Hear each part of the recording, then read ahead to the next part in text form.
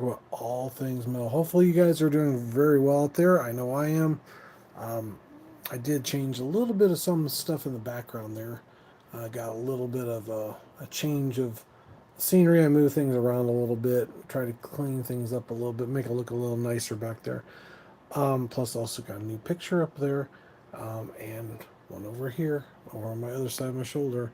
So you know, I'm planning on getting a couple other ones up. I got a female Joker. I'll put like right just below that one right there. That's gonna be my images of things I enjoy most. Well, I enjoy that picture a lot because it means something to me quite a bit. But anyway, speaking of things, hopefully you guys are all doing, like I said, doing well. Um, it's interesting that I was walking the mall, kind of building up some, how you say, a little bit of walking, kind of a fast paced walking because I've been trying to like lose some weight and other stuff. I need to work out a little bit too. But while I was out in the mall, it was rather interesting. There's Spencer's and Hot Topic in the mall, which is usually a place where they typically have metal shirts, but I didn't see as many as I used to, which is kind of a drag and kind of upsetting to me. Which usually they have quite a few, but they definitely don't have quite a few shirts, and maybe a few Metallicas, some Slipknot. And the one thing I got thinking is how many bands out there that people don't know as well. And I was thinking about asking some of the people that I saw, the women, mostly women, they're mostly women, not guys, wearing Sleep Token, of course, and stuff because the guys, I guess, are all young, probably I would say fairly attractive men. I don't know if they ever show themselves without their makeup on, that they usually have on their concerts. And I got thinking, why not talk about bands that people don't know as well, that are very small. We're talking probably, I think, under maybe 5,000 subscribers. So this right here is going to be a list, and I don't know probably any of these bands just like you guys, but I want to give them some notoriety, I guess you could say, get them kind of out there for people to know who they are, because I know how that is. Oh, Nirvana, yeah. Hey, what's up? See, I got my number first. I guess it changes night to night. I thought the number one was just the person that comes in here all the time. And I have no idea now how to pronounce your name, but I do appreciate you saying talk to him. Oh, and by the way, don't forget to like and subscribe. But so you know, these will be some that I don't even know. We'll see what happens, see what kind of music that they play, and it'd be kind of interesting to find out a little more about them and how long they've been around. Looks like some have been around for a little while. The song title number 20 is Call of the Mountains, from Moon Sorrow. A title, album title, Helvetica. I forgot to turn this off. Oh, sorry. I thought we can hear me a little bit better. It's kind of noisy with the fan going. 2007. Well, Moon Sorrow has a following that his the specific legendary epic might be less known to casual listeners, offering a masterful blend of pagan folk and black metal with grand sweeping melodies and powerful atmospheric tones, I guess. Let's see, what do we got here? Blood of the Ancients is number 19. That sounds kind of cool. Solomatics, I think is how you say the name. Is Slomatics.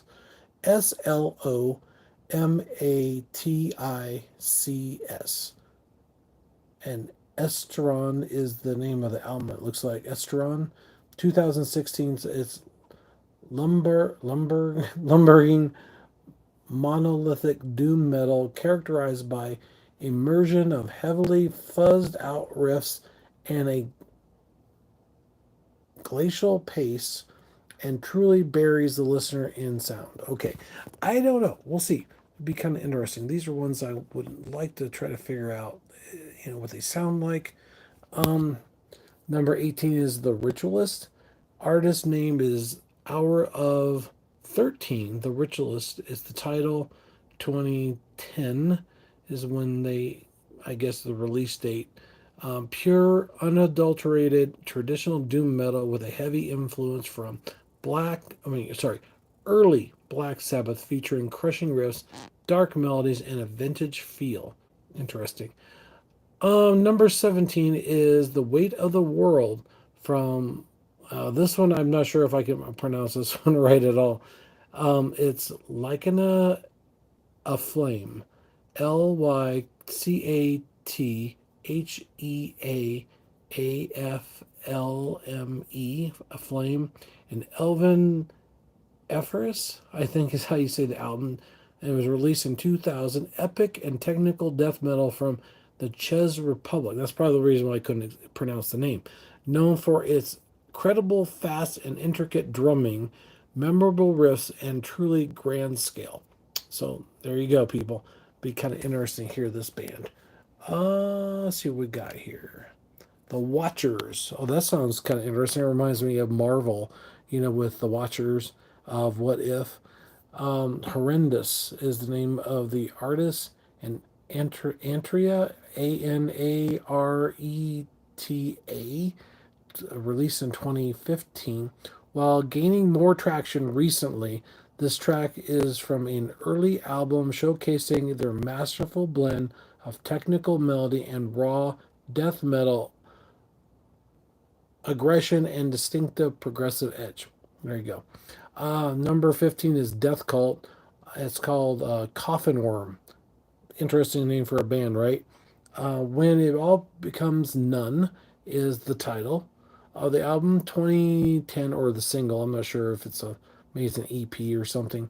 2010, the filthy, crushing black doom sludge metal that creates a suffocating and desolate sonic landscape, perfect for those who crave extreme heaviness. Ooh, Death Cult. Sounds kind of fun. Yeah, definitely different. And Coffin Worm is the name of that makes kind of sense. Coffin Worm. Anyway, Nihil, Nihil, and the artist name is Imperial Triumphant. Triumphant? Yeah. Vile Luxury, 2018, a highly distinct and experimental black death metal infusion with jazz elements, which is kind of interesting, and overall opulent of unsettling New York and number 13 is The Redshift. And this one I have no idea how to pronounce, and the actual title is VILDHJARTA is the band's actual name. I'm not sure how to pronounce it. And it looks like Mastodon, but it's not. MASSTADEN. It has like a little squiggly above the A, so I don't know what that is. The release date was 2011. Often credited with pioneering trill metal, trial metal, THALL. This song is characterized by incredible, heavy, polyrhythmic down riffs and creating a dense, hypnotic sound. That's kind of cool. That sounds a little different to put you into trance. Like Trans-Siberian Orchestra or something. I don't know. That's what I think of anyway. Here's one that's rather interesting. Song title is The Last Light. The artist name is Crippling Alcoholism. So I'm not sure if it means alcohol is crippling them or they're trying to cripple alcoholism together. But who knows?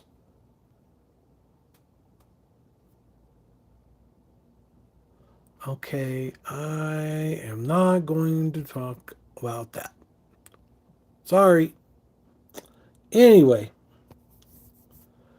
Alcoholism with Love from a Padded Room 2024 is when it was released.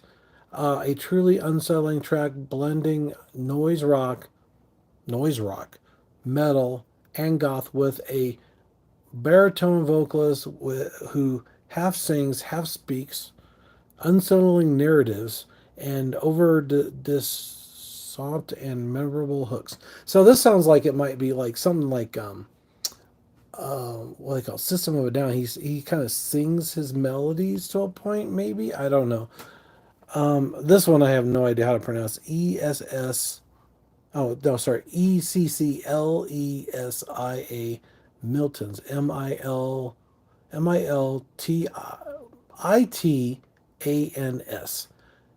And yeah, I don't know how to pronounce the actual artist name. So 2024 is the release date. It's a traditional heavy metal with a unique twist as this band performs in hooded robes, kind of reminds me of Sleep Token, and delivers hymns without finding hearsay, combinate, combining classic riffs with a distinct theatrical a presence, I guess is what it is. Anyway, Um, the Funeral of the Sun is the name of the song. The Chasm is the artist's name. Conjunction is a spectral fire, and the release is 2002. Let's see here, I can't say that. In death metal with a strong focus on atmospheric and epic song structures, featuring sweeping guitars, harmonics, and palpable sense of darkness. Number 9 is Miss. Man, this is so hard to say too. Misanthropic. Misanthropic.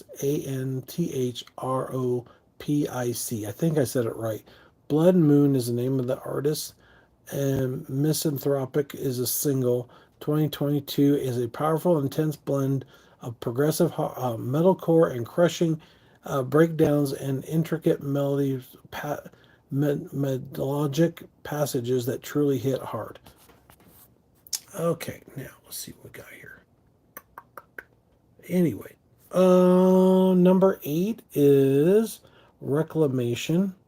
Um, the artist is Wormed. Go figure. That's an interesting title for a song, or I mean a band itself. Plas. I don't know. It's the name of the album, but it's I'm not gonna go spell that one out. 2020 23 because it's really long. Brutal technical death metal that feels like a journey through outer space with incredibly fast drumming, complex riffs, and guttural inhuman vocals, which is kind of saying maybe auto tune. I don't know. Unless he actually says it in human vocals and says, sings it that way. I don't know. The song title, Where the Death Ship Dwells. That's an interesting title. And it looks like Demolish, Demilich. And I have no idea about the spelling, the pronunciation of the title is Nepnesp.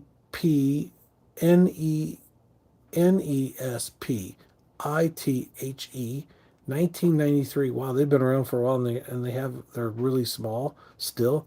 This song showcases some of the most unique guttural death metal vocals ever, combined with highly technical and almost funky, but often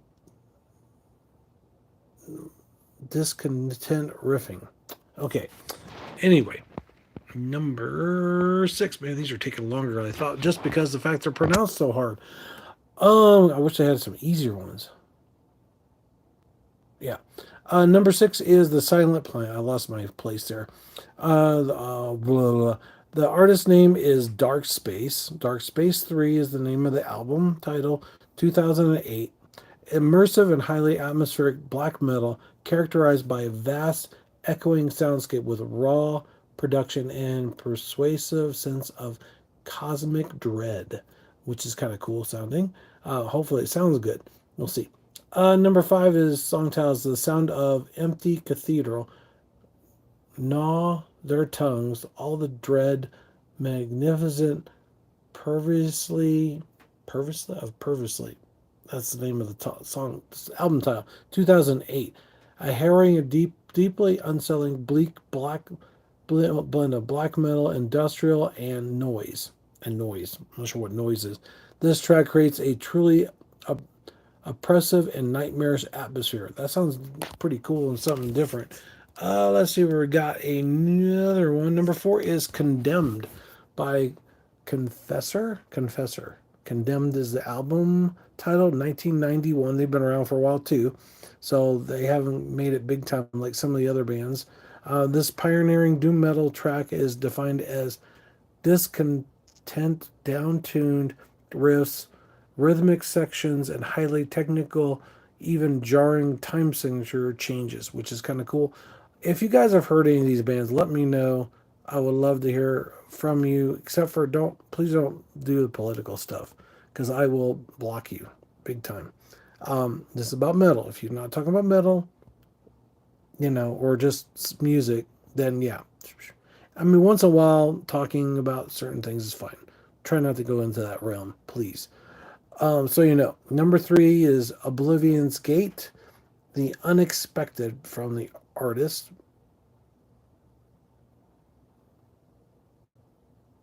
Anyway, Fables of the Sleepless Empire, 2011. Prepare for an insane journey with this track, which throws together symphonic elements, death metal, black metal, jazz, and even circus like melodies in a truly avant garde fashion. I think I've heard of this one already.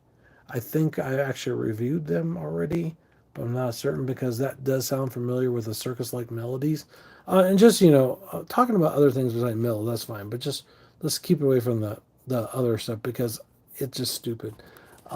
Regardless, we've got enough things going on in the world right now. We don't need more.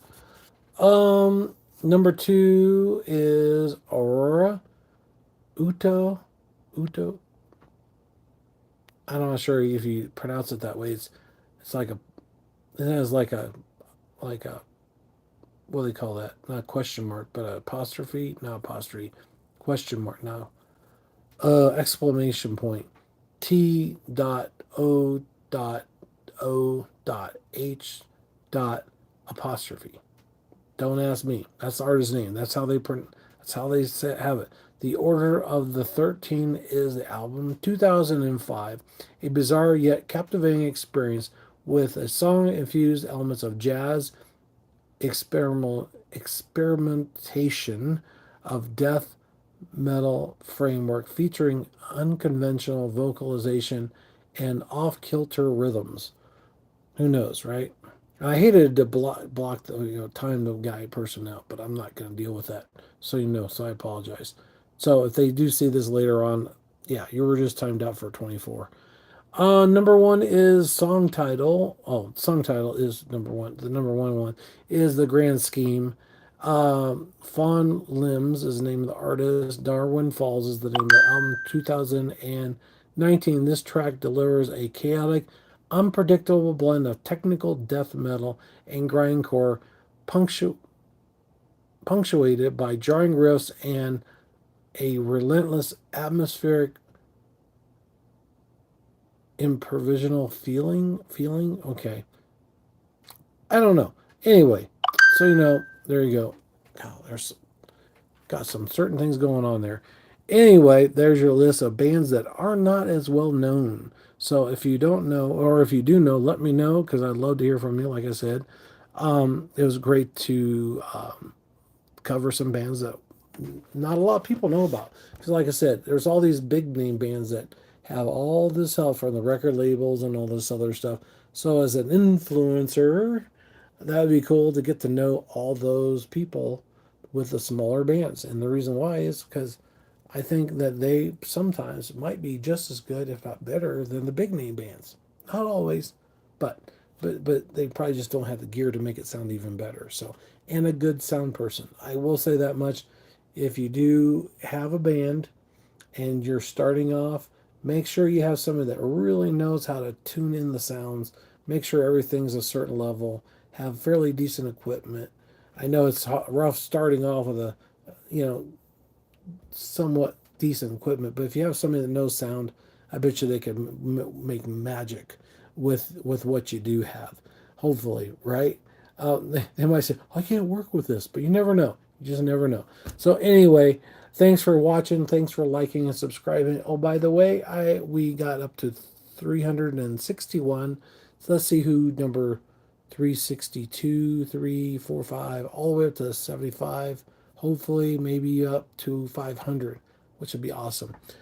And like I said before, thanks to all the people that have been here before and the people that are here later on.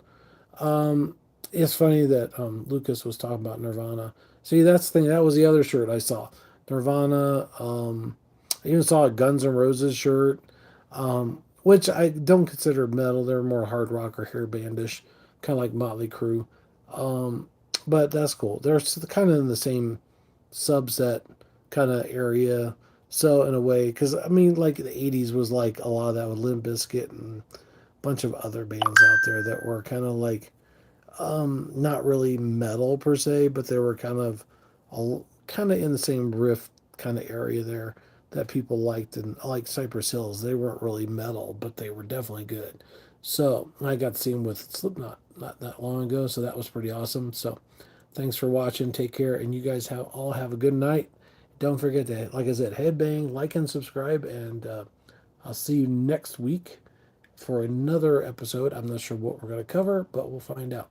Then hopefully, like I said, later on down the road, I'm hoping with more subscribers that I might actually get somebody to interview. I'm hoping maybe I can get some of the smaller bands that I talked about. That would be kind of cool. At least that way, give them a chance to talk about themselves, the band, what they do, why they're into it, see how they're doing, this, that, and the other. So, thanks for watching. Take care. Have a good night.